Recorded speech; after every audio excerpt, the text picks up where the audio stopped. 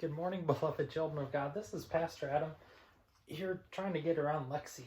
And we're so excited that you're with us this morning. Today is Pentecost Sunday. And it's a day where we read from Acts chapter 2.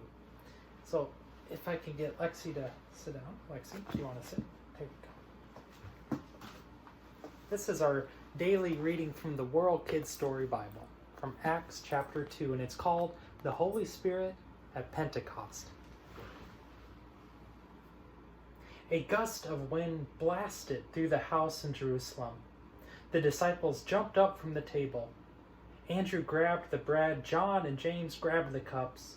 The tablecloth flew into the air, plates crashed to the floor. The disciples were celebrating the festival of Pentecost, but now their meal was a mess. Andrew dropped the bread in surprise. A flame of fire floated over each disciple's head.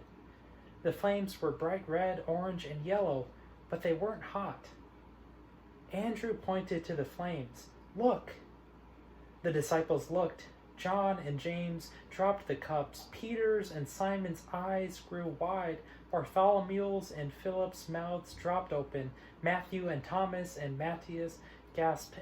Thaddeus and the other James pointed to Andrew's head. "You have a flame too."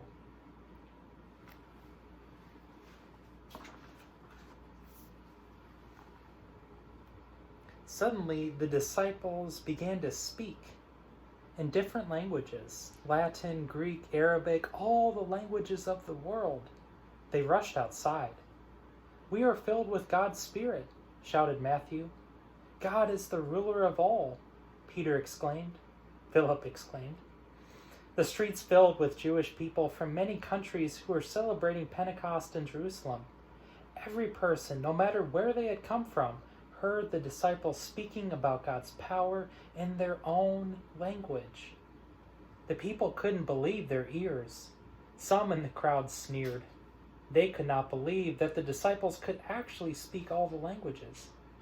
But many other people were amazed.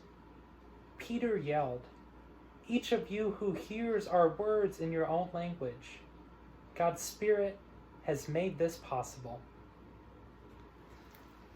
Friends, I'm so glad you joined Lexi and I today for our daily reading from the World Kids Story Bible. Tomorrow we'll go back to the book of Mark, and the rest of this week will be in the book of Luke, and I look forward to that.